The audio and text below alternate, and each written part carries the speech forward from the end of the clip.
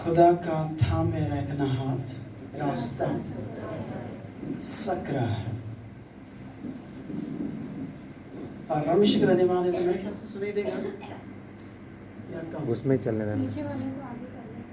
हाँ, चेहरों को भर दीजिए, मतलब पीछे की जगह छोड़कर आप आगे आ जाइए, ताकि स्पष्ट सुनाई देने लग जाए। परमेश्वर के वचन में हम जाने से पहले अपनी बाइबलों को आप ले सकते हैं और कहिए ये मेरी बाइबल है, ये मेरी बाइबल है। ये जो कहती वो मैं कर सकता हूँ, ये जो कहती है वो मैं कर सकता हूँ। ये जो कहती मेरे पास है वो मेरे पास है। ये जो कहती है मेरे पास है, मेरे पास है। और आज मुझे परमेश्वर का वचन सुनाया जाएगा और मैं वैसा ही नहीं रहूंगा लेकिन बदल जाऊंगा।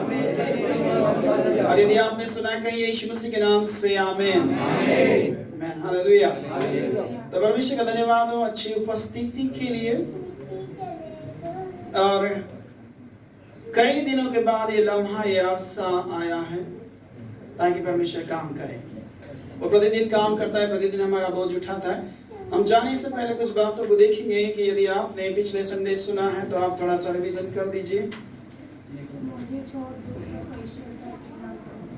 हाँ जी, निर्गमन 20 को लिया था हमने, उधर मत्ती को किताब को भी लिया था, लेकिन हम पढ़ नहीं पाए।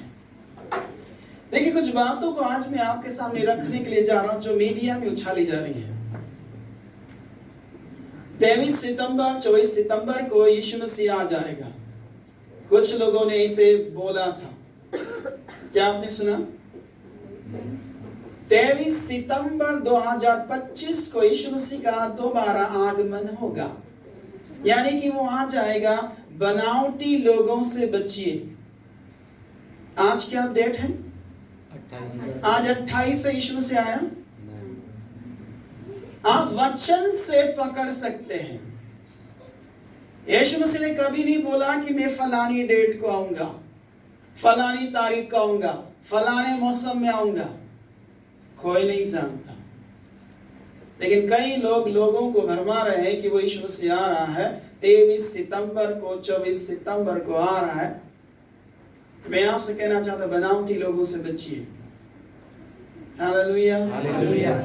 दूसरी उसको क्या बोलेंगे, और एक शुद्ध हिंदी में बनावटी से बोले तो मुखौटा पहनने वालों से सावधान। एक और शब्द है नकाब। हाँ, नकाब या बहरूपिया, करेक्ट शब्द है। बहरूपियों से बचिए। कलाम को उल्टा सीधा तोड़ मोड़ कर पेश कर रहे हैं और कमजोर लोग उनकी बातों पर यकीन कर लेते हैं, जबकि बाइबल हवाला देती है कि वो ऐसे नहीं आएगा। Hallelujah hallelujah. तो इसलिए बच्चिए, बाइबल से मिलान कीजिए। और कई लोगों ने एक्सेप्ट कर लिया और बोला कि यीशु मसीह बादलों पर आ रहा है 23 सितंबर 24 सितंबर को, और आज हम 28 में हैं तारीख में, और आज हम ये जिंदा हैं। कौन उन्हें मामूल बना रहा है? इसका मतलब है कोई स्पिरिट है जो उनको चला रही है, और वो ये चाहती है कि उनमें होकर लोगों में भी काम करे। तो आपको मुझे बचना है, और परमेश्वर का वचन हमें बचाएगा। चल बहने, अच्छा गीत गया, खुदा का रूह बताएगा। हालेलुया। सचमुच खुदा का रूह बताएगा कि कब यीशु मसीह आएगा, केवल वही जानता है, बाकी। जबकि लिखा है कि ब्याह शादियां होती रहेगी, गार्डन में घूमना चलता रहेगा, खाना पीना चलता रहेगा, मौज मस्ती चलती रहेगी, तब यीशु मसीह आ जाएगा। यह नहीं लिखा है कि ये सब बंद हो जाएगा। सब कुछ जैसे चल रहा है वैसा ही चलता रहेगा, बस आप अपनी तैयारी में रहिए। यदि आप तैयारी है तो खाने में भी होंगे तो पत्तल वहीं रह जाएगी, थाली वहीं रह जाएगी, आप उठाए बोले कहाँ चला गया? वो तैयारी में था इसलिए चला गया। हालेलुया। यदि आप तैयार हैं तो आप चले जाएंगे, और यदि दूसरों की बातों में यदि आप मशरूफ हो गए, उर्दू शब्द है मशरूफ हो गए, तो रह जाएंगे। तो बनावटी जीवन से हमें बाहर निकलना है। चलिए कुछ बातों को देखते। बाइबल में जो लोग बनावटी जीवन जिए हैं, मुखौटा पहने हैं या ऐसा लिबास धारण किया है कि लिबास तो अच्छा दिखता है लेकिन उसके अंदर अच्छा नहीं है। चलिए बाइबल में चलते हैं, परमेश्वर का वचन क्या कहता है। उत्पत्ति का किताब 4 अध्याय को देखेंगे।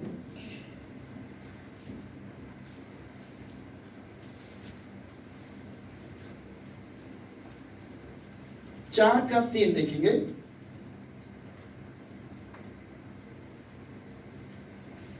कुछ दिनों के पश्चात सभी को निकालने दीजिएगा।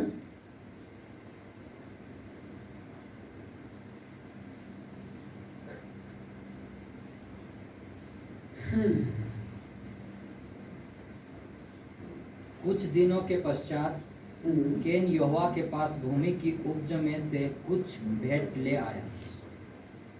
हाँ जी। और हाबिल भी अपनी भेड़ बकरियों के कई एक पहिलौठे। एक बंदा है जिसकी इच्छा बिल्कुल नहीं है कि परमेश्वर को कुछ दूं या चढ़ाऊं, दिखावे का जीवन वो जी रहा है, उसकी मर्जी बिल्कुल नहीं है। लेकिन क्या करें, हम मजबूरी है तो जाना ही पड़ेगा। और यहां पर लिखा, एक बार फिर से रिपीट कीजिए, हम समझेंगे उस बात को। कुछ दिनों के पश्चात केन यहोवा के पास भूमि की उपज में से कुछ ले आया। भूमि की उपज में से केन कुछ लेकर गया। और कितना? बोले तो 1 मुट्ठी हो सकता है। पका कितना है? बहुत पका, उसमें से थोड़ा सा लेकर गया। क्या हुआ उसके बाद हम देखते हैं, आगे चलेंगे। और हाबिल भी अपनी भेड़ बकरियों के कोई एक पहिलौठे बच्चे भेंट चढ़ाने ले आया। हाबिल कुछ लेकर नहीं गया, लेकिन पहिलौठे लेकर गया। कई पहिलौठे, एक के बाद एक, यानी जो पहला था उन सब को लेकर गया, लेकिन केन कुछ लेकर गया। अभी यहाँ पर इसका बनावटी जीवन है,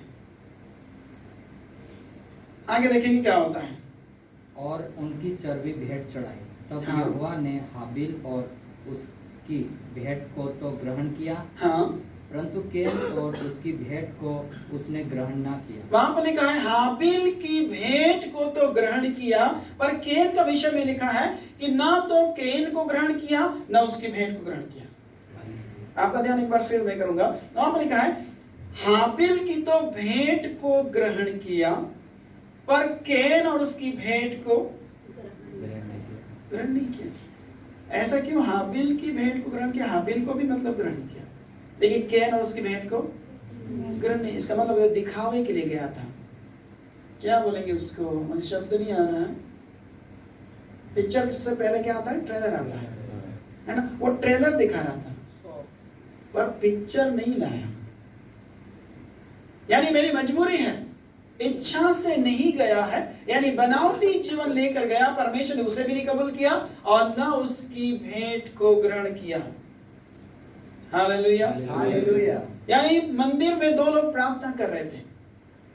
एक बोल रहे थे सप्ताह में 2 बार फास्टिंग करता हूं, विश्राम दिन को पवित्र भी मानता हूं, बहुत सारी और बोलने लगा मैं दशवांश भी देता हूं। फिर लास्ट में बोलता है पर मैं इसके जैसा नहीं हूं। अभी दूसरा दुआ कर रहा है। मंदिर में 2 लोग प्रार्थना कर रहे हैं। एक दुआ किया कि प्रभु जी मैं दशवांश भी देता हूं, फास्टिंग में भी रहता हूं। उसने सब पूरा आइडियाज बता दिया कि मैं ये करता हूं पर मैं इसके जैसा नहीं हूं। इसका मतलब ये बहुत बड़ा पापी और मैं बड़ा धर्मी हूं।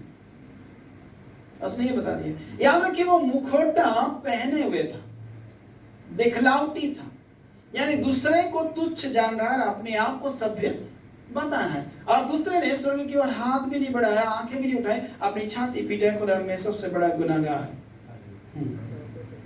तो जो दशवांश देता है, जो फास्टिंग करता है, जो विश्राम दिन को पवित्र मानता है, उसकी दुआ कबूल नहीं हुई। लेकिन जिसने ना तो विश्राम दिन को मानता है, ना फास्टिंग करता है, ना दशवांश देता है, उसकी दुआ को कबूल किया है, क्योंकि वो मुखौटा नहीं पहना है। हालेलुया। आज कई लोग मुखौटा पहने, हमको मुखौटा से उतर जाने हैं।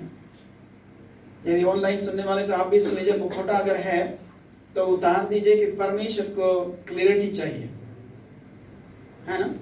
परमेश्वर को क्लियर चाहिए। अगर आप बाइबल पढ़ रहे हैं और बिना चश्मा के आप देखना चाहते हैं तो ब्लर नजर आएगा, और आपको कभी भी मंजूर नहीं होगा कि ब्लर मुझे नजर आए, क्योंकि मैं समझ नहीं सकता।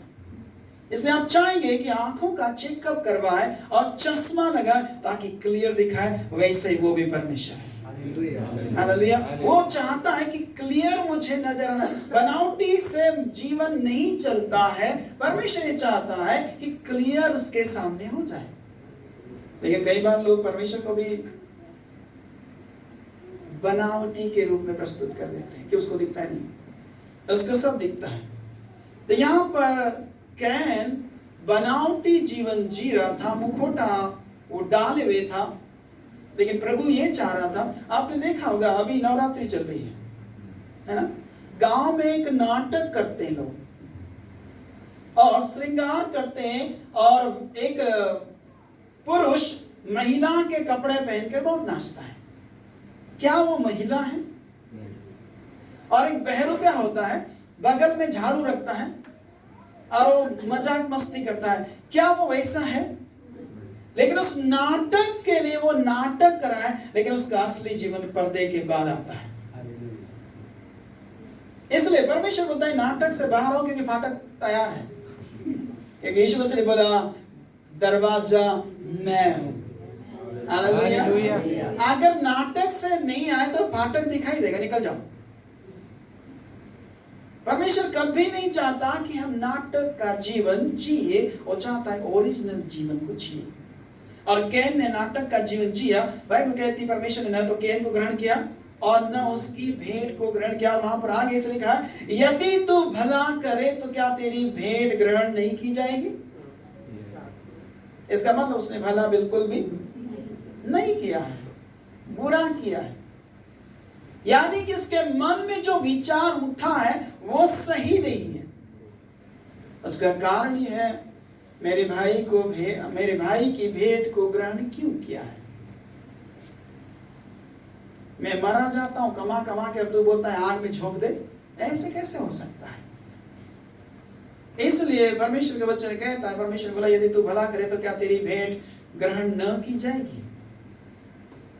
नहीं तो याद रख, पाप द्वार पर खड़ा हुआ है, उसकी लालसा तेरी ओर है और तुझे उस पर प्रभुता करना है, तुझे उस पर अधिकार लाना है। वो तुझे न चलाने पाए, लेकिन तू उसे चलाने पाए। उस पर प्रभुता कर, उसे दबा दे। हालेलुया। तो पहला व्यक्ति कैन है जो बनावटी जीवन जिया। दूसरा व्यक्ति को देखें, बाइबल का परमेश्वर क्या कहता है आपको मुझे। पहला शमूएल का किताब को देखेंगे, 16 अध्याय। और शाऊल ने उससे कहा तुझे यहोवा की ओर से आशीष मिले, मैंने यहोवा की आज्ञा पूरी की है। शमूएल ने कहा फिर भेड़ बकरियों का यह मिनमिनाना और गाय बैलों का यह रंभाना जो मुझे सुनाई देता है। हाँ, यहोवा की ओर से तुझे आशीष मिले। हालेलुया। हाँ, कुछ तो हम देख रहे हैं। 13 पद पढ़ाना भी। 14।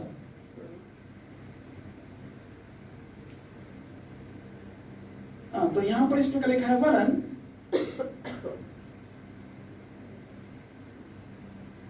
ओके, एक बार फिर से पढ़े थोड़ा। शमूएल ने कहा फिर भेड़ बकरियों का यह मिमियाना और गाय बैलों का यह रंभाना जो मुझे सुनाई देता है, यह क्यों हो रहा है? ये क्यों हो रहा है? जो मैंने बोला वो किया कि नहीं कि? उन्हें बोला मैंने किया, तो फिर ये गाय बैलों का मिमियाना और रंभाना क्यों मुझे सुनाई दे रहा है? इसका मतलब है जिस बात को परमेश्वर ने बोला था वो किया कि नहीं। परमेश्वर ने बोला था शाऊल किसी पशु जानवर किसी दूध पीते पर भी दया मत करना, लेकिन इसने क्या किया? अच्छे मोटे मोटे ताजे ताजे पशुओं को लेकर चला आया और बोले मैंने यहोवा की इच्छा को पूरी किया है। शमूएल जो भविष्यवक्ता है, जो परमेश्वर का आत्मा से प्रेरित होकर बोला फिर ये गाय बैल क्यों चिल्ला रही है? यानी शमूएल समझता था कि जिनको खात्मा करने के लिए बोला तो उनको लेकर प्रेजेंट में ले आया है और बोल रहा मैंने पक्का किया। इसका मतलब वो भी मुखौटा पहने हुए। बनावटी जीवन कभी भी परमेश्वर को प्रसन्न नहीं कर सकता है, याद रखिएगा। केकड़े को कितना भी आप पकड़ के सीधा रखो, सीधा नहीं चल सकता है, उसको बनाया वैसा है। हालेलुया। रेस में किसी को भी, किसी जंतु को रखो या और केकड़े को रखो तो वो सही जाएगा, लेकिन ये तो टेढ़ा ही जाएगा। मुझे उसको पकड़ना नहीं आता है, मैं पकड़ूंगा तो पहले वो मुझे पकड़ लेगा। उसका डंक इतना पावरफुल होता है। किसी का जगह में गया था, जब उसने उसको पकड़ने, उसने भी ऐसे पकड़ने की कोशिश किया, उसने उसके डंक से उसकी उंगली को पकड़ा, उस डंक को तोड़ दिया, तब भी वो नहीं छोड़ रहा था। चीटा भी ऐसे ही होता है, उसको थोड़ा सा मारो तो घूमेगा वहीं कि कौन है, किसने मुझे मारा, भी बताता हूं, और ऐसे ही रखता है, बंद नहीं करेगा। और जैसे हाथ में है, मुंडी अलग कर दो तो भी नहीं छोड़ेगा, वो ऐसा होता है। तो शमूएल को परमेश्वर ने बोला था, शाऊल को बोला था कि आप किसी पर दया मत करना, और उसने दया दिखाई। तब शाऊल को शमूएल बोलता है, भाई तूने ये क्यों किया? तब बोलता है, तेरे परमेश्वर को चढ़ाने के लिए मैं लेकर आया हूं। परमेश्वर ऐसे बोला था क्या कि ठीक है मोटे मोटे को लेके आ जाना? नहीं बोला, लेकिन ये फिर भी उनको लेकर आया। तो परमेश्वर का वचन साफ जैसे कहता है, अभी हमने देखा 13, अभी 13-14 देखा है। आप थोड़ा सा देखेंगे 22 से देखेंगे कि बाइबल क्या कहती है। शमूएल ने कहा, क्या यहोवा होम बलियों और मेल बलियों से उतना प्रसन्न होता है जितना कि अपनी बात के माने जाने से प्रसन्न क्या होता है? परमेश्वर होम बलि, इसका मतलब तू होम बलि देने के लिए लेकर आया, क्या परमेश्वर से खुश होता है? क्या क्यों लेकर आया है? जब मना किया तो मना किया है, क्यों लेकर आया है? क्या यहोवा होम बलि और मेल बलियों से उतना प्रसन्न होता है जितना कि अपने बात के माने जाने से प्रसन्न होता है? लेकिन उसको फिक्र ये थी कि परमेश्वर होम बलि से ज्यादा खुश होता है। लेकिन परमेश्वर मना कर रहा था कि मैं होम बलि और मेल बलियों से उतना प्रसन्न नहीं होता जितना कि अपने बात के माने जाने से खुश होता। हालेलुया। हालेलुया। परमेश्वर जिस बात को बोले कि ये नहीं करना, वो नहीं करना है, घुमा फिरा के बात नहीं करना। मुखौटा पहना था, परमेश्वर को पसंद नहीं आया, उसने बोला ओरिजिनल बाहर आ रहे। 24 पद कुछ और कहता है। शाऊल ने शमूएल से कहा, हाँ, मैंने पाप किया है, मैंने तो अपनी प्रजा के लोगों का भय मानकर, प्रजा के लोगों का भय मानकर ये किया, कहीं मेरे पास से भाग न जाए। राजा किसने बनाया? प्रजा ने या परमेश्वर ने? तो फिर किसकी मानना चाहिए? फिर लोगों की क्यों मानता है? मैं तो प्रजा का भय मानकर ये लेकर आए थे, और बलिदान इसलिए चढ़ा था कि मेरे पास से भाग न जाए। परमेश्वर मना किया कि भाई साहब, तुझे राजा मैंने बनाया है, प्रजा मैंने दियो, भाग जाए तो भाग जाए, पर मैं नहीं भागना चाहिए। अगर मैं भागा तो तू किसी काम का नहीं होगा। आखिरकार, और इसी की हम अभी 22 पढ़ा था ना, उसी का थोड़ा सा नीचे पढ़े, कुछ छूट गया है।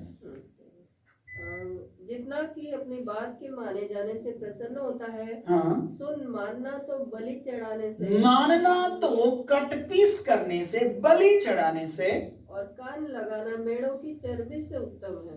मेढ़ों की चर्बी से उत्तम है। हालेलुया। वो ऐसा परमेश्वर है, हम उसको रिश्वत भी दे सकते हैं। हालेलुया। ये आया था बंदा की रिश्वत दे देते, कोई दिक्कत नहीं, खुदा खुश हो जाएगा। मैं ऐसा नहीं हूं, मुझे रिश्वत चलती नहीं, ले जा तेरा खटारा कंपनी को, मुझे नहीं चाहिए। तब यहां पर साफ लिखा हुआ है, सुन, मानना तो बलि चढ़ाने से, यानी जो पुराना नियम में लोग जब बलि चढ़ाते थे, उससे ज्यादा परमेश्वर की बात मानना बहुत जरूरी है। हालेलुया। और फिर बोला कान लगाना मेंढों की चर्बी से उत्तम है। कान लगाना चाहिए। परमेश्वर चर्बी को पसंद करता है। पुराने आप कहीं पर भी देखिए, वहां पर चर्बी जलाई जाती थी और चर्बी से परमेश्वर खुश होता था। और आज का समय में चर्बी कोई नहीं चढ़ाता। ध्यान से सुनिएगा, सब तगड़े मोटे हो रहे हैं, लेकिन परमेश्वर को क्या चाहिए? इसलिए जिम जाना पड़ रहा है। क्यों? चर्बी उधर चढ़ा रहे हैं। जबकि परमेश्वर का काम ये है कि चर्बी वेदी पर लाओ। कभी इधर से निकलता है, कभी इधर से निकलता है। वो बोलता है वर्क करो। याद रखिए, पुराना समय में किसी को डायबिटीज नहीं होता था। पुराने लोगों को देखिएगा, ना डायबिटीज होती, शुगर का बीमारी होती थी, ना हाँफना होता था, कुछ भी नहीं होता था। लेकिन आज सब हाँफना हो रहा है। कारण ये है कि कोई भी मशक्कत करना नहीं चाहता है। यहां तो लिफ्ट नहीं, खुदा का शुक्र है। नहीं लिफ्ट तो ऊपर, ये चल नहीं रहे। और जब सीढ़ियां चढ़ते बहुत दर्द हो रहा है। क्यों हो रहा है? क्यों काम नहीं करने दे रहे इनको। आज मसाला पीसना है, मिक्सर लाओ। पहले पत्थर पर ऐसे पीसते थे तो एक्सरसाइज हो जाती थी, तो ये जॉइंट पेन दर्द नहीं होता था। फिर गेती फावड़े का इस्तेमाल होता तो कमर में दर्द नहीं होता था। वजन उठाते थे। आज 50 किलो उठाने से हाथ पांव कांपते हैं। कारण क्या है? इसको ज्यादा आराम दे दिया है। फर्श सफाई करना है, वैक्यूम क्लीनर आ गया है। शादी ब्याह होता है तो पहले बाहर से बुलाया जाता था और घर वाले देखते, अभी उल्टा हो गया, बाहर वाले देखते, घर वाले नाचते। कुछ समझ में आ रहा है? पहले नाचने वालियों को बाहर से बुलाया जाता है, वेतन में बुलाया, लोग देखते थे। और आज बाहर वाले देखते, क्या नाच रहे भाई। उल्टा सिस्टम चल रहा है। क्या है? थोड़ा सोचिए। परमेश्वर को चर्बी पसंद है, इसलिए गेती फावड़ा चला हुआ है। थोड़ा झुको ना, नहीं तो एक्सरसाइज भाई क्या बोलेगा? जिम वाला, तुमको 2000 रुपया महीना देना होगा और मैं जैसा बोलूंगा वैसा करो, ऐसे करो, ऐसे करो। अरे भाई, वो हमको नचा रहा है। हम हमारा घर में ही चल सकते हैं, कर सकते हैं। उसको पैसा देने की क्या जरूरत है? चर्बी परमेश्वर को चढ़ाओ। हालेलुया।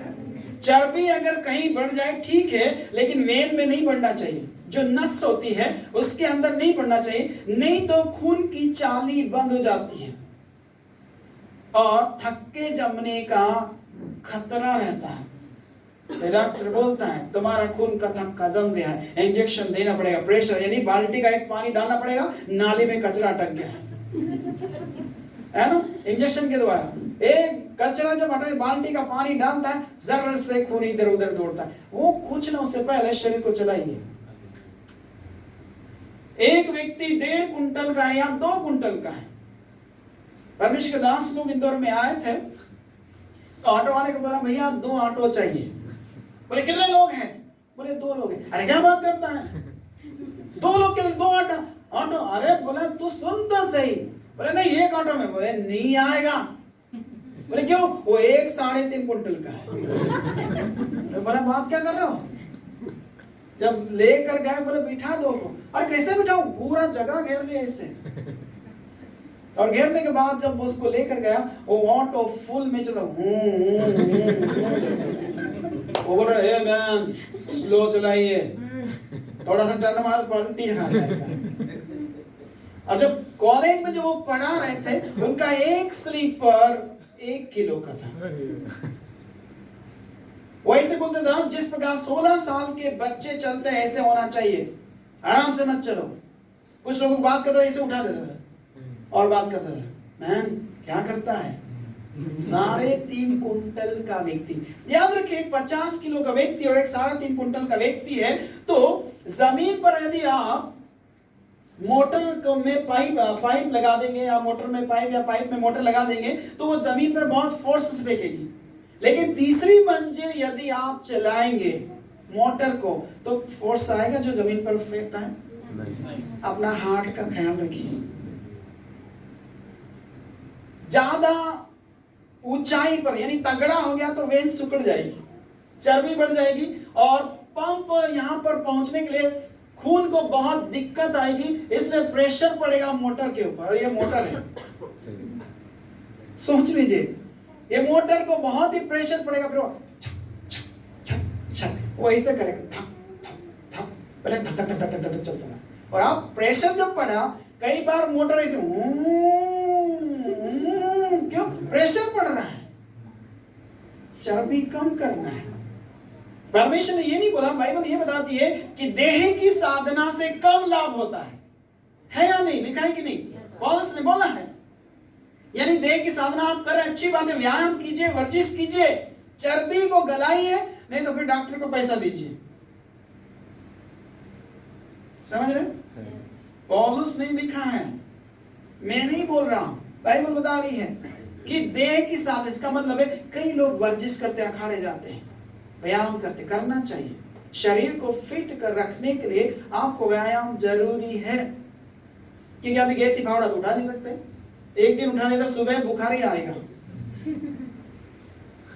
इसलिए व्यायाम जरूरी है। आप अगर जिम नहीं जाते, घर में कीजिए, चलिए, हाथ पैरों को चलाइए, नहीं तो फिर जिम वाला ट्रेनर बोलेगा इतना पैसा भी दे और मेरे हिसाब से चल, और फिर बोलेगा मैं जो डोज देता हूं वो आपको लेना है। हालेलुया। तो ये जो चर्बी है किसी काम की नहीं, उसके काम की है, उसको हमें चढ़ाना है। हालेलुया। देखिए, तो ये शमूएल जो व्यक्ति था, शाऊल जो व्यक्ति था, ये बनावटी जीवन जी रहा था। परमेश्वर ने पहचाने, शाऊल को बोले, शमूएल, शाऊल को बोल कि ये फिर बकरियां और गायों का रंभाना क्यों हो रहा है, क्यों लाया है? क्या परमेश्वर ने बोला? हमें बनावटी जीवन से बाहर निकलना है। कई बार ऐसा होता है, मुकुटा लोग पहन के रहते हैं और उनको उतारना बहुत जरूरी है। हालेलुया। एक भाई भी मुकुटा पहन के रहा, मैं बताना चाहूंगा, पिछली बार शायद मैंने बताया होगा, उन्होंने बोला सब बेच दो। क्या कर दो? सब बेच दो, खेत खलियान बाड़ा ज्वेलरी सब बेच दो, क्योंकि यीशु मसीह आने वाला है। मैं बेच दो, रोड पे आ जाओ, कि टरा कहाँ ऊपर जा, जल्दी जाएंगे फुर्सत में। जबकि बाइबल बोलती है जैसा है वैसा ही चलता रहेगा। मैंने उन महाशय को बोला, उनको तो मेरा बात नहीं, वो मुझे जानते हैं, लेकिन भाई साहब परमेश्वर के दास को मैंने बोला, कभी भी उनको चर्च में मैसेज के लिए मत बोलिए, नहीं तो बेचारे बोले यीशु से आ ही रहा है, बेच दो, वो रोड पे आ जाएंगे। आपके पास जो है आपके पास रखिए, बेचने की आवश्यकता नहीं। जब यीशु मसीह आएगा, अगर आप रेडी, किस हालात में भी है, परमेश्वर उठा ले जाएगा। यदि यीशु मसीह के आने से पहले यदि हम दफन किए गए हैं, तब भी इस मुर्दे को उखड़वा लेगा। फलाना आदमी वहां खड़ा, उखाड़ जल्दी, तो कब लगा तेरा समय आ गया है। इसलिए इन बातों पर यकीन न करें, बनावटी जीवन से बाहर आए, दिखाने के लिए प्रार्थना ना करें। हालेलुया। कई बार ऐसा होता है, दिखाने के लिए भयंकर लोग प्रार्थना करते हैं, और उसमें से सदूकी और फरीसी लोग थे या नहीं? मत्ती 23 में यीशु मसीह को बहुत बोला, एक चुना पुती कब्र, बोले ऊपर से सुंदर नजर आते हो तुम लोग, लेकिन अंदर हड्डियां ही हड्डियां भरी हुई है। उनको क्यों फटकार लगाता था? वो इसलिए कि वो दिखलावटी जीवन जीते थे। वो बोले तुम बड़े बड़े ताबीज पहनते हैं, आज की भाषा बोलूं, बड़े बड़े क्रॉस लटकाते है ना, और लंबे लंबे चोंगे पहनते हैं, ताकि लोग तुमको देखकर बोले कि हाँ ये धर्मी है। हालेलुया। हालेलुया। और बाइबल कहती है कि याजक को भी परमेश्वर ने बोला था कि याजक की जो पोशाक होती है, जिसको एपोद भी बोलते हैं, उसका यहां पर कटा हुआ होना चाहिए। कितने लोगों के घर पर मुंडेर है, मुंडेर बोलते हैं ना, या बाउंड्री वाली, क्यों है? किसी को पता है? रजाई में किनोर क्यों होती है? बाइबल से बोल रहा हूं। परमेश्वर ने बोला जब तुम लोग गद्दी बनाओ या रजाई या गोदरी जो भी आप बोलते हैं, उसके किनोरी पर किनोर लगाना। जब तू घर बनाए तो उसमें मुंडेर लगाना।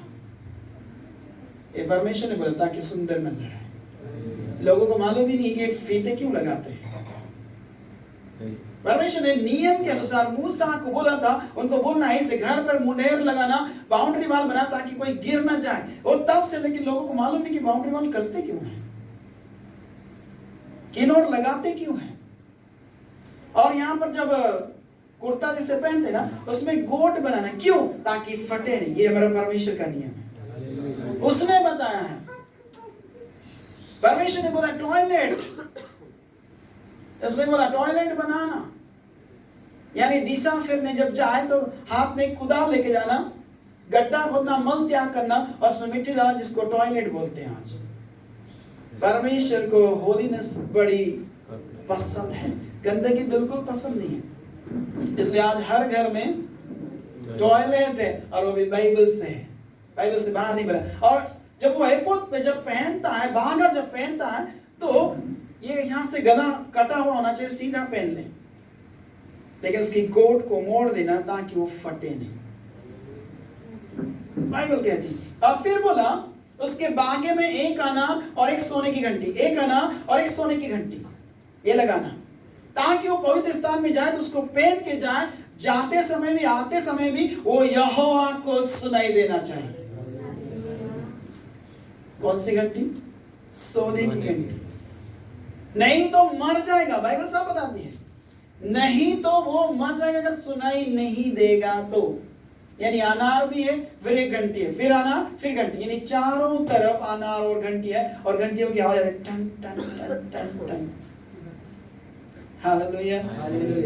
तो फरीसी और सदूकी ऐसे लोग थे, बड़े बड़े लंबी लंबी प्रार्थना करना उनको चौराहे पर अच्छा लगता था, इसलिए यीशु मसीह उनको फटकार लगाता था। बड़े बड़े काम लोगों पर लाते थे, लेकिन उंगली से सरकाना भी नहीं जानते थे। इसलिए उनके बनावटी जीवन को यीशु मसीह ताड़ना देता था कि तुम ऐसे क्यों हो। हालेलुया। और एक और बनावटी जीवन जी रहे थे।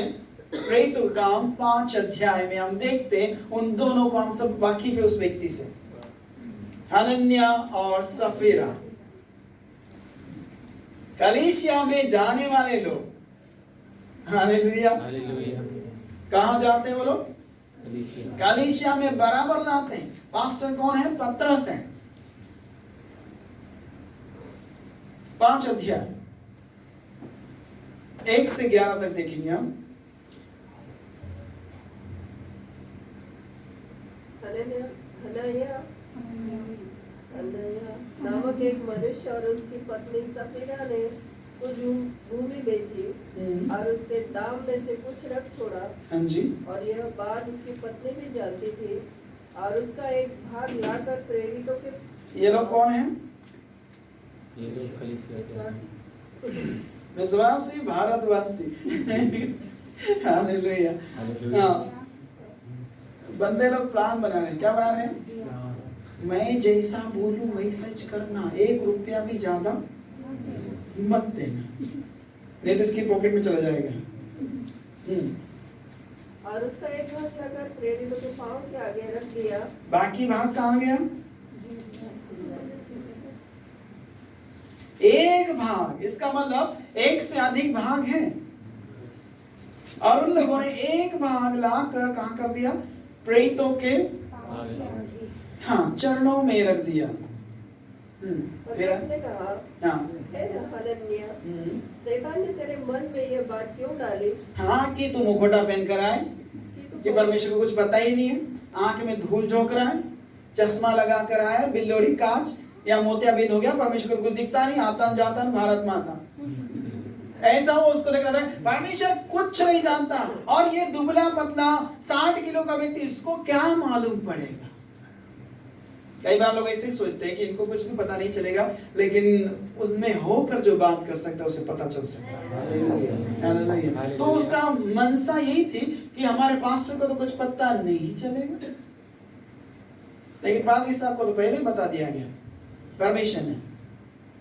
एक स्त्री, यारोबाम की स्त्री आई, अहिया करके एक परमेश्वर का दास था, और उसको परमेश्वर ने एक दिन पहले ही बता दिया था कि यारोबाम की स्त्री आएगी। उसको आंखों से दिखता नहीं था, धुंधला दिखता था, वो शक्ल नहीं पहचान सकता। अरे शक्ल नहीं पहचान सकता है, पर आवाज तो परमेश्वर की सुन सकता है। तो उसने बोला जब कल एक महिला आएगी और अपने आप को दूसरी स्त्री बताएगी, और वो यारोबाम की पत्नी होगी, और मैं तुझे बता देता हूं उस स्त्री को तुझे बोलना क्या है। बोले जैसे ही वो कदम रखेगी तो बोलना, हे यारोबाम की स्त्री, तू अपने आप को दूसरी स्त्री क्यों बताती है? उन्हें बोला इसको दिखाई नहीं देता पर सुनाई सब देता है।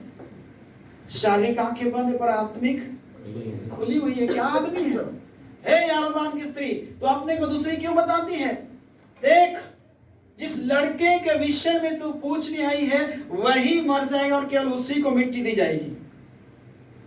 वो पूरा हिल गई, क्योंकि पति ने बोला था तू बता देना मैं कोई दूसरी स्त्री हूं, जबकि उसको मालूम था कि जिसने बोला था कि तू ही राजा बन जाएगा, क्या उसको नहीं मालूम कि और भी परमेश्वर बता सकता है? एक नई चादर लेकर आया था, यारोबाम को बोला यारोबाम इस चादर के 12 टुकड़ा कर, और उस नई चादर का 12 टुकड़ा के बोले 10 तू उठा ले, देखिए यहोवा यूं कहता है तू राजा हो जाएगा। तो वो इतना भूल गया कि यहोवा ने ये बोला था इसके द्वारा कि तू राजा बन जाएगा, तो मेरी बीवी को पहचान पाएगा कि नहीं पहचान पाएगा। वो भूल गया, बोल दिया उसको बोल देना कि तू कोई और है। लेकिन परमेश्वर ने एक दिन पहले ही बता दिया कि हे यारोबाम की स्त्री, वो पूरी हिल गई। बोले नगर में जैसे ही तू प्रवेश करेगा तेरा बेटा मर जाएगा, क्योंकि यारोबाम सही नहीं चला। और बोला दान और बेथेल में तुम वहां मत जाना, यरूशलेम में मत जाना, नहीं तो तुम उधर ही चले जाओगे। आज भी लोग ऐसे बोलते हैं फलानी मीटिंग में मत जाना, नहीं तो तुम वहीं रह जाओगे, तुम इधर चर्च में आओ उसका चर्च ज्वाइन कर लोगे। यारोबाम की ये मनसा थी, उधर मत जाना, इसलिए उसने 2 बछड़े बनाए, दान में और बेथेल में बोले यही आराधना करो। आखिरकार मैं आपसे कहना चाहता हूं ये दोनों भी क्या कर रहे हैं? हनन्याह और सफीरा प्लानिंग कर रहे हैं मुखौटा पहनने के। परमेश्वर कुछ सोचता नहीं है, परमेश्वर को सब दिखाई देता है, A to Z। हमारी नस नाड़ियां सब कुछ नजर आती है, यहां तक कि कंघी में जो बाल निकला है उसकी भी गिनती है। क्या बोलते हैं तुम्हारे सिर के बाल भी सब गिने हुए हैं। हम बोलते हैं अरे बाल टूट गया, ये तेल बताओ, ये लगाएंगे 400 रुपए का, 500 रुपए का, 600 रुपए का। क्या गिनती है कि नहीं है? परमेश्वर के पास है, तभी दूसरा ला सकते नहीं, ला सकता है। जबकि हम बोल सकते तेरे कोड़े खाने से मैं चंगा हुआ, दिलेरी के साथ। तो ये लोग प्लानिंग किए, मुखौटा पहना, लेकिन परमेश्वर ने पहचान लिया। याद रखिए जब भी कोई मुखौटा पहनेगा परमेश्वर पहचान लेगा, उसकी आंखों से छिप नहीं सकते। फिर आगे देखिए होता क्या है। तो पतरस ने कहा हे हनन्याह, शैतान ने तेरे मन में ये बात क्यों डाली? शैतान ने तेरे मन में ये बात क्यों डाली कि तू पवित्र आत्मा से झूठ कि तू पवित्र आत्मा से झूठ बोले और भूमि के दाम में से कुछ रख छोड़े, और भूमि के दाम में से कुछ रख छोड़े। जब तक वो तेरे पास रही क्या तेरी न थी? अरे भाई झूठ क्यों बोलता है यार? तुझे जो देना है वो दे देने, अलग हट। तो छिपाता क्यों? किससे छिपा रहा है? कलीसिया में प्रतिदिन आते हैं, संदेश सुनते हैं, प्रचार सुनते हैं, लेकिन फिर भी हेरा फेरी नहीं की। नया नियम की कलीसिया की बात बोल रहा हूं। फिर भी इनका मन सही नहीं है, और इस बात को परमेश्वर ने पकड़ लिया, पतरस के द्वारा पकड़ लिया कि मन सही होना चाहिए। सबसे अधिक अपने मन की रक्षा में करना चाहिए, क्योंकि उसमें असाध्य रोग लगा हुआ है। और इस बात को पतरस ने पकड़ लिया, और बाइबल कहती है, आगे देखेंगे, जब वो तेरे पास रही क्या तेरी न थी? और जब बिक गई तो क्या वो तो क्या तेरे वश में न थी? तूने यह बात अपने मन में क्यों विचारी? तू मनुष्य से नहीं परंतु परमेश्वर से झूठ बोला है। बाइबल बताती है पहले पवित्र आत्मा का नाम आया, उसका बाद में आया है परमेश्वर से तो झूठ बोल रहा है। और शास्त्र वचन कहता है कि वह गिर पड़ा, सुन्न हो गया। इतना भय उसके अंदर आ गया कि वो सुन्न हो गया, मूर्छित हो गया, खत्म हो गया। और उसने इशारा किया। बाइबल बताती है जवान लोग तैयारी थे। मैं आपसे कहना चाहता हूँ, आप जवान लोग तैयार रहना है ना। मालूम नहीं किसका नंबर आ जाए, इस विषय के लिए नहीं। और वहां पर जवानों का काम है मरी हुई चीजों को उठाकर बाहर दफना के आ जाना। और हाँ, उन्होंने देखा कि हनन्याह मर गया, वो जवान लोग आए, उसको उठा कर ले गए, अर्थी वर्ती सब सजाई लेकर गए, दफना के आ भी गए। और उसकी पत्नी को नहीं मालूम, लगभग 2-3 घंटे के बाद उसकी पत्नी भी आई। उन्हें बोला बहन जी, बोले हाँ जी, क्या जमीन इतने में बेची? हाँ जी इतने में बेची। बोले तुम लोगों ने एका किया है क्या? बोले देख। और जवान लोग जब गाड़ के आए ना, अंदर चर्च में नहीं आए, वो लोग दरवाजे पे खड़े के दूसरे का नंबर आ रहा है। इसकी वाइफ भी यही बोलेगी। और जवान लोग वहां पर खड़े थे और उसने बोला तुमने ये क्या किया है क्या? देख तेरे, वहां पर लिखा है, देख तेरे पति के गाड़ने वाले दरवाजे पर है और तुझे भी ले जाएंगे और गाड़ के आ जाएंगे। कौन लोग थे? जवान लोग थे। हम भी जवानों को पसंद करते हैं, मरी चीजों को ले जाए, गाड़ के आ जाए, वापस वो निकलना नहीं चाहिए। हालेलुया। जवानों को सारी दुनिया पसंद करती है। उल्टे सीधे काम करने वाले भी जवान को पसंद करते हैं, नेता लोग भी जवानों को पसंद करते हैं। और शैतान भी किसको पसंद करता है? जवानों को। और उससे ज्यादा पसंद जो करने वाला है हमारा परमेश्वर है। वीर के हाथ में तीर। तो पतरस के पास जवान थे, हमारे पास भी जवान है। हालेलुया। उठा के ले जाएंगे, उतरने भी देंगे और गाड़ के आ जाएंगे। और मैं भी यही चाहता हूं, गाड़ के आ जाए। विश्वासी लोग हैं, ध्यान दीजिए, यहाँ पर विश्वासी लोग हैं, कलीसिया में बार बार आते हैं, प्रचार सुनते हैं पतरस का, लेकिन जब जमीन बेची उनका मन में शैतान ने बात को डाला है। याद रखें, हमारे मनों की यदि आपने और मैंने रखवाली नहीं की, ऐसे अगर पिल्लर नहीं खड़े किए हैं, ऐसे अगर चद्दर नहीं ठोके हैं, तो इसमें कोई भी आकर कचरा डाल सकता है, शैतान आकर डाल सकता है और हमें गुमराह कर सकता है और हम वंचित रह सकते हैं। इसलिए जब बात डाली वो दोनों मारे गए। नया नियम की कलीसिया है। खुदा करे हमारे हृदय की प्रार्थना है किसी का हृदय में वैसे बीज न डालने पाए। हालेलुया। तो बनावटी जीवन इनका था, तो ये जान से हाथ धो बैठे। केन का भी बनावटी जीवन था, उसकी भेंट और उसको ग्रहण नहीं किया गया। और शाऊल का भी बनावटी जीवन था, यानी दिखावे का जीवन था, और उसे भी पसंद नहीं किया गया।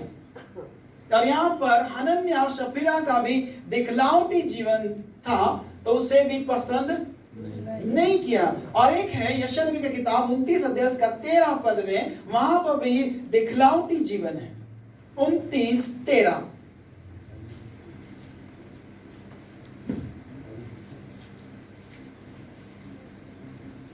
प्रभु ने कहा, ये लोग जो मुंह से मेरा आदर करते हैं, ये लोग जो मुंह से मेरा आदर करते। 29:13 यशायाह नबी की किताब। हाँ जी।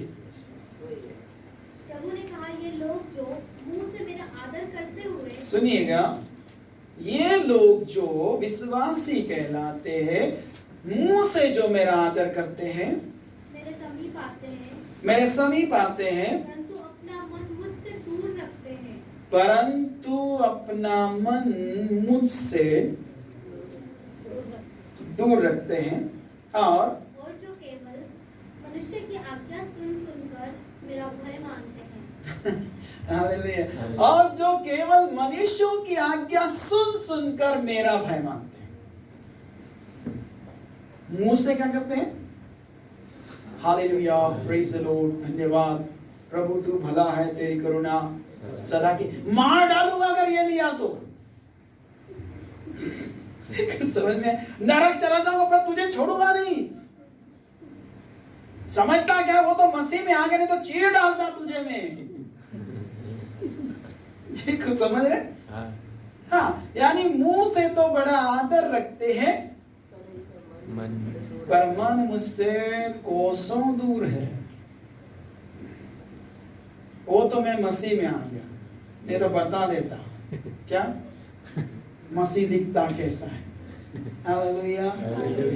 तो ये चीजों से हमें बाहर आना पड़ेगा। वो लोग ऐसे थे, यशा नबी किन लोगों के बारे में बोल रहा है? इजरायली लोगों के बारे में बोल रहा है। वो लोग ऐसे थे, मुंह से बड़ा आदर करते थे, फिर उधर खड़ूस कहीं का। परमेश्वर के वचन साफ है, दिखलावटी जीवन कभी भी परमेश्वर को खुश नहीं कर पाएगा। फरीसी और सदूकियों को हमेशा यीशु मसीह ने फटकार लगाई। चलिए, आप उधर से हैं तो हमें बताइए, यूहन्ना का बपतिस्मा, बोले आप ऐसे बड़े बड़े काम करते हैं, आप किसके अधिकार से करते हैं? यीशु मसीह ने बोला, मैं भी तुमसे एक सवाल पूछता हूं, यूहन्ना का बपतिस्मा किधर से था? इधर से या उधर से? बोला ऐसा बोलेंगे तो ऐसा हो जाएगा, ऐसा बोलेंगे ना, ठीक है तुझे जो करता है कर। यीशु मसीह थोड़ा बोलता था, सॉलिड बोलता था। हमें सॉलिड बोलना है। यदि आपने बोला है कि मैं 3 घंटे बाद आऊंगा तो 3 घंटे बाद ही आना है, 4 घंटे बाद नहीं। बात में दम चाहिए। हम यीशु मसीह के अनुयायी हैं। किसके हैं? तो यीशु मसीह जैसे करता है हमको करना चाहिए, नहीं करना चाहिए? करना चाहिए। दिखलावटी से बाहर आना चाहिए, है ना, मेढक के समान। बाहर आ जाओ, लेकिन फिर वापस कूद जाते हैं। नहीं, एक और स्टोरी आपको बताना चाहूंगा, यहूदा इस्करियोती का। मत्ती की किताब 26 अध्याय का 14 से 16 तक देखेंगे। मत्ती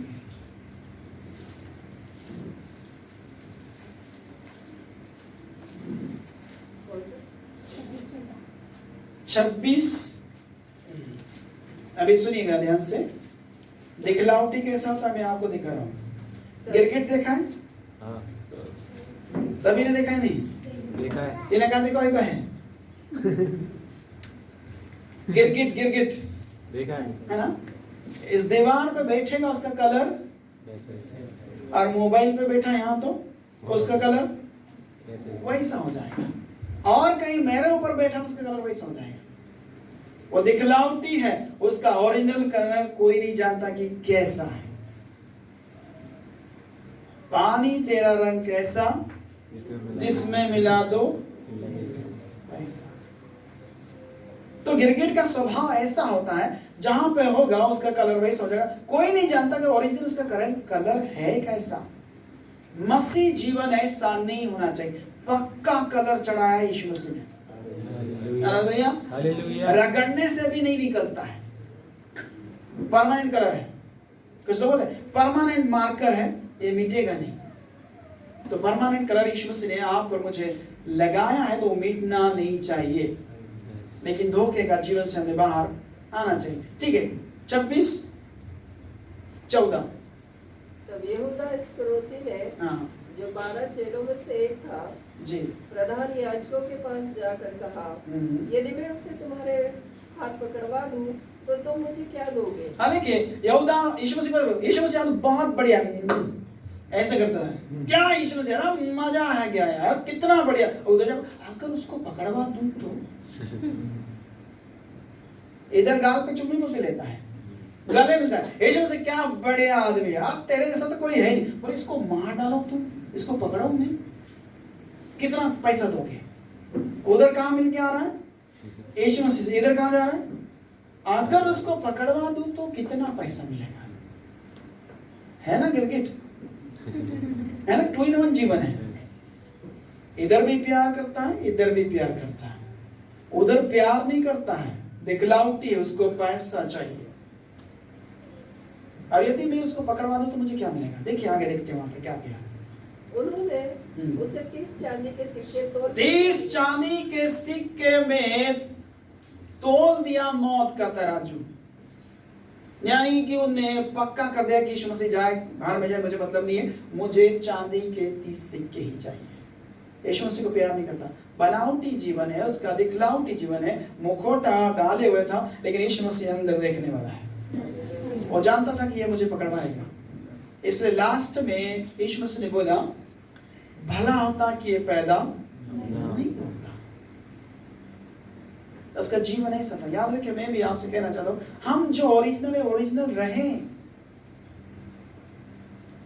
हम दिखलावटी नहीं। हमारा मेहमान आ गए और किसी के साथ लड़ाई झगड़ा हो गया तो उनके साथ हम नहीं मिलना है,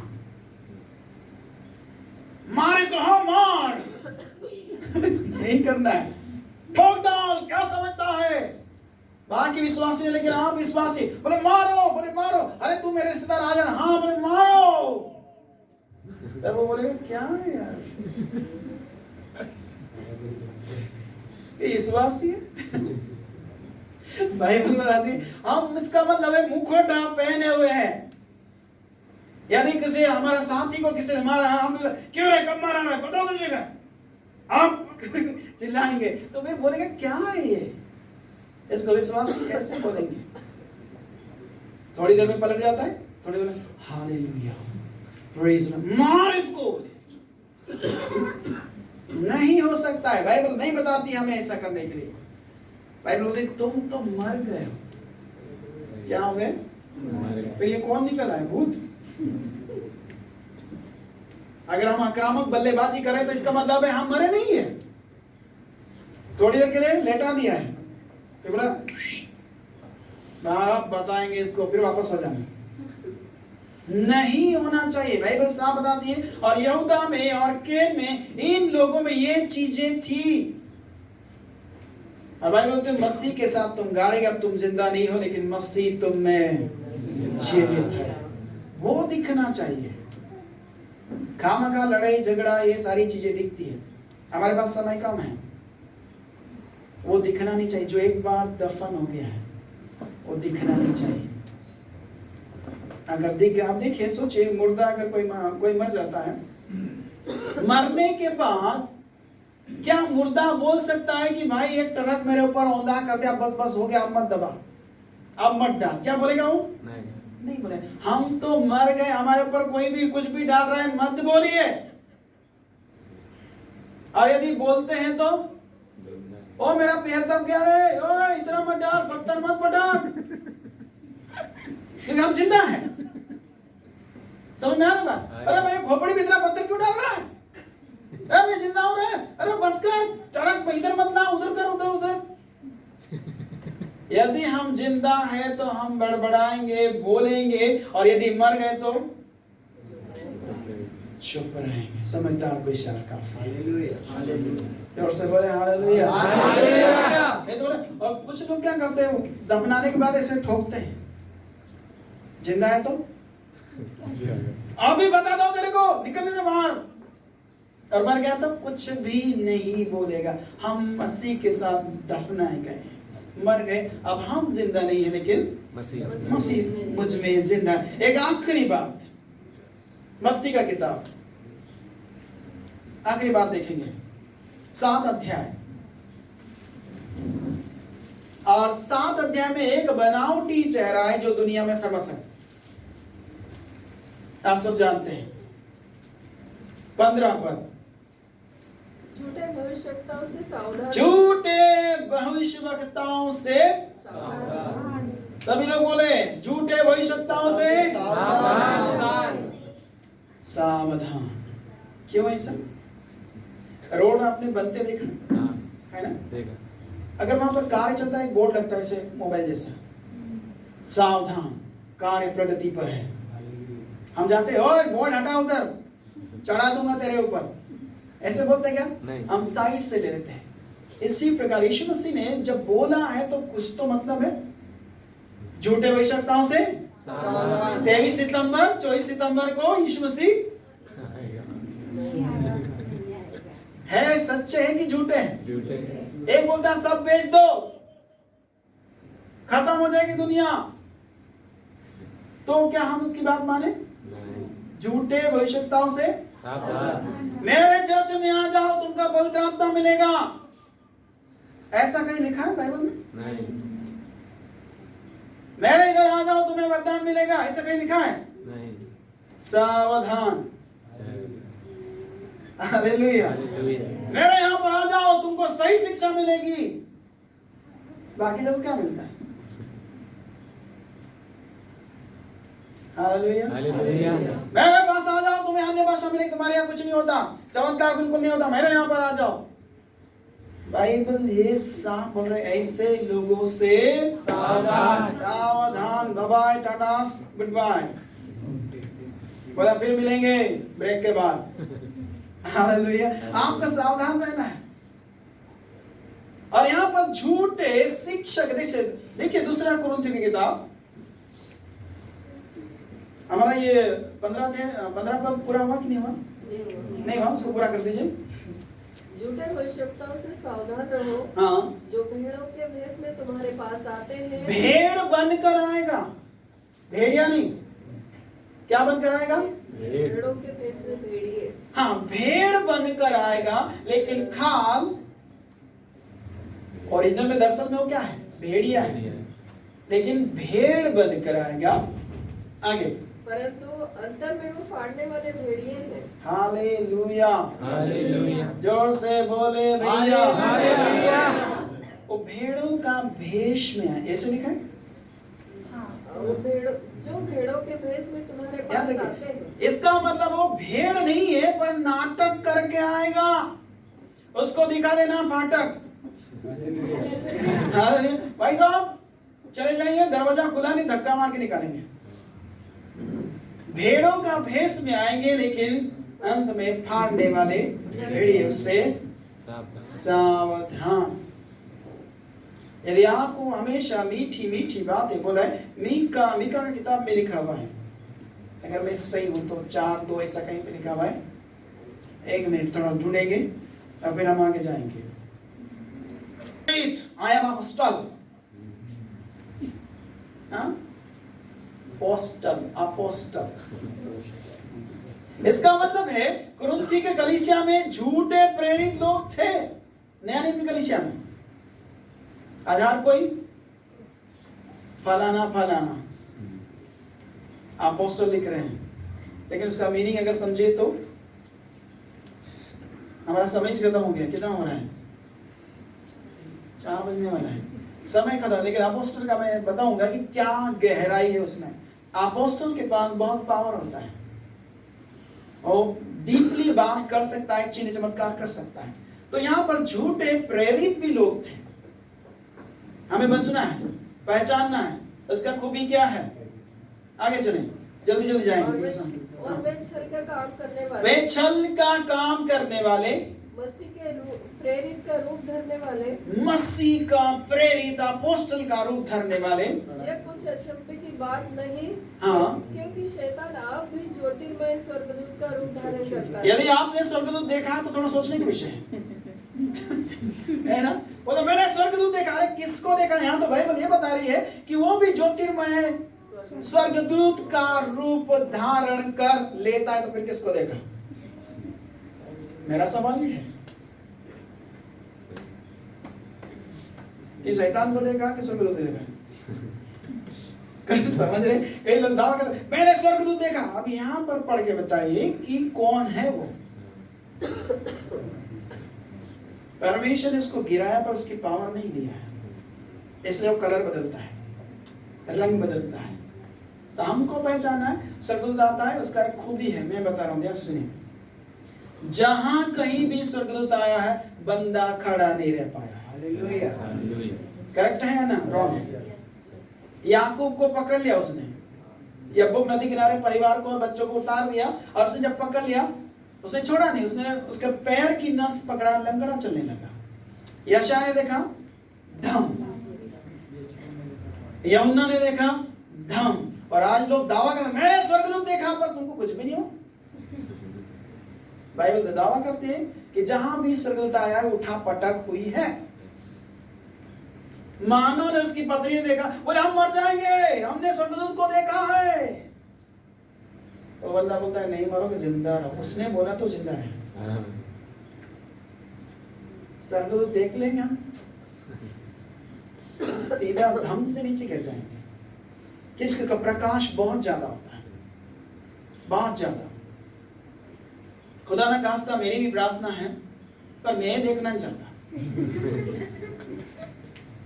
मैं ये देखना चाहता हूं जो स्वर्गदूतों को चलाता है वो दिखना चाहता आमीन, हालेलुया। हूं। स्वर्गदूत देख के क्या करेंगे यार? वो तो हमारी सेवा टहल करने वाले नौकर है, वो तो पास में ही रहता है, उसको क्या देगा? चल रहे प्रार्थना लेके जा। हाँ सर। बाइबल बताती है तुम्हारा प्रार्थना का कटोरा वो परमेश्वर के पास लेके जाता है और नीचे रहता है। नौकर से काम है क्या? जो नौकर को चलाता है मालिक, उससे काम होना चाहिए। इसलिए मुझे देखना स्वर्गदूत काम पे लगाऊंगा मैं। आप लगाते ही नहीं काम पे, लगाओ उसको काम पे। भाई आपके लिए स्पेशल दिया है, पर आपको दिखता नहीं इसलिए बोलते तू काम कर रहे, उसको बोलना। कई बार हम यीशु मसीह बोलते हैं यीशु मसीह मेरी प्रार्थना कबूल कर, बोले वो उसको बोलना रहे, वो मेरे पास लाएगा, तेरी आवाज मेरे तक कहाँ पहुंचेगी? वो लेकर आएगा। ऐसे इसलिए आपको मुझे समझना है, मुखौटा का जीवन बनावटी जीवन से बाहर आना है। हमको जैसा आता है। दूसरी बात मैं खत्म करने के लिए जा रहा हूँ, नीचे और पढ़ना है। इसलिए यदि उसके सेवक भी धर्म के सेवकों का रूप धरे, यदि उसके सेवक, किसके? लूसीफर के। उसके सेवक भी यदि हम जैसे बनावटी जीवन जी रहे हैं तो उसका रूप धरे तो कोई बड़ी बात नहीं, कोई बड़ी बात नहीं है। परंतु क्या तू चिन्ह कर सकता है? मैं भी चिन्ह कर सकता हूँ। क्या तू अन्य भाषा बोल सकता है? मैं भी बोल सकता हूँ। इसका मतलब वो कर सकता है। बाइबल बताती है वो स्वर्ग से आग गिरा सकता है। किस पर यकीन करेंगे? सोचिए, अंत का दिनों में बड़ा बड़ा मेरिकल होगा, चमत्कार होगा, लेकिन जो मसीह का वचन में आड़े खड़े रहेगा वही बचेगा। अगर आप और मैं चिन्ह चमत्कार पर ज्यादा ही यकीन करते तो हम भरमाए जाएंगे। चिन्ह चमत्कार होना में इसके खिलाफ नहीं होना चाहिए, लेकिन अति नहीं होना चाहिए। वचन की शिक्षा ज्यादा होना चाहिए, क्योंकि वचन से मुक्ति है, वचन से उद्धार है। नहीं तो यीशु मसीह ने इतना चमत्कार किया, उस देश में किताब भी नहीं समाती है, बाइबल ऐसे बताती है, इतना सारा चमत्कार किया, लेकिन कितने लोग यीशु मसीह के अनुयायी बने? बाद में मार डालो इसको, पत्थर मारो, ठोक दो। कितने लोग थे? बचे कोई? चमत्कार जिनके विषय में किया गया वही लोग उसको पत्थर मार रहे थे। इसलिए याद रखें, ज्यादा चमत्कार के पीछे भागिएगा मत, परमेश्वर के वचन के पीछे भागिएगा। वचन आपको सही दिशा देगा। अगर दाएं बाएं पैर हो गया तो पीछे से आवाज आएगी, रास्ता यही है, इस पर चल। वचन को थामे रहिए। हो गया कंप्लीट? तो यहाँ पर वो धर्म का सेवक का भी रूप धारण कर सकते, फरिश्ते का भी रूप धारण कर सकता है, भेड़ का भेष में आएगा। वो भेड़ नहीं है, लेकिन नाटक वैसे ही करेगा। जैसे कुछ लोग अमिताभ बच्चन की नकल करते हैं, बोलते वैसे ही, पर क्या अमिताभ बच्चन है क्या? वो नहीं है ना। कपिल शर्मा का शो जब होता है, वो लोग उसकी नकल करते हैं दूसरे हीरो हीरोइन के, क्या वो वैसी है? नहीं है, लेकिन कोई और है। आपको और मुझे समझना है, हम मुखौटे से बाहर, हम जो ओरिजिनल है वैसे ही परमेश्वर को प्रस्तुत करें, परमेश्वर खुश हो जाएगा। आइए अपनी आंखों बंद करें, इसी साथ परमेश्वर हमें आशीष करें और आज विचार करें कि हाँ परमेश्वर, हम बनावटी जीवन से हम थके हुए हैं, हम बनावटी जीवन न जीने पाए। तूने हमें जैसे बनाया हम वैसे ही चलने पाए, वैसे ही दिखने पाए, जैसा तू चाहता वैसे ही खुदा हम बनावटी जीवन ना जिए। कुछ लोग दूसरों की चाल चलते हैं, कई लोग दूसरों की नकल करते हैं। परमेश्वर हम नकल करने वाला ना हो, किसी भी पासबान का, किसी भी वर्शिपर का, किसी भी प्रेरित का, किसी भी भविष्यवक्ता का हम नकल करने वाले ना बने, लेकिन हम केवल तेरी कॉपी करने वाले हो जाए। पिता ऐसे अनुग्रह दीजिए, हम बनावटी जीवन से बाहर निकलने पाए। जितने लोग ऑनलाइन सुन रहे, खुदा ऐसे अनुग्रह करें और भी बनावटी जीवन से बाहर आने पाए, दिखावे के जीवन से बाहर आने पाए, मुखौटा उतारने पाए और ओरिजिनल दिखाने पाए, क्योंकि परमेश्वर मन को देखने वाला परमेश्वर है। पिता परमेश्वर, हमारा मन तेरी ओर हम उठाते हैं, हम जैसे वैसे हम दिखना चाहते हैं, हम बहरूपिया का जीवन से बाहर आते हैं। खुदा तुझे जो प्रसन्न हो हम वही काम करना चाहते हैं। यहाँ पर जितने खुदान हैं ऑनलाइन में भी जितने भी लोग सुन रहे हैं, हर एक का जीवन प्रभु तेरे हाथ में देते हैं। और तू चाहता है जैसा तू देखना चाहता है हम वैसे दिखें। हम जैसे चाहते हैं वैसे नहीं, तू जैसा हमें पसंद करता हम वैसे होना चाहते हैं। पिता हमारी मदद करे। हर एक का जीवन प्रभु तेरे हाथ में देते हैं। हर एक को संभाल देखभाल कर आशीर्वादित करे और पढ़े गए सुने गए वचन पर हम सबको आशीष दे और हमारा जीवन ओरिजिनल जीवन हो और हम तुझे दिखाने वाले हो जाएं। हम धन्यवाद देते खुदा क्योंकि आप हम में जीवित हैं। हमारे शरीर के द्वारा, हमारे बोली के द्वारा, हमारे देखने के द्वारा, चलने के द्वारा आप प्रकट होने पाए। पिता इसी विनती करते हैं, आपने सुना। धन्यवाद यीशु मसीह के नाम से मांगते हैं, आमीन। प्रभु आप सबको आशीष करें।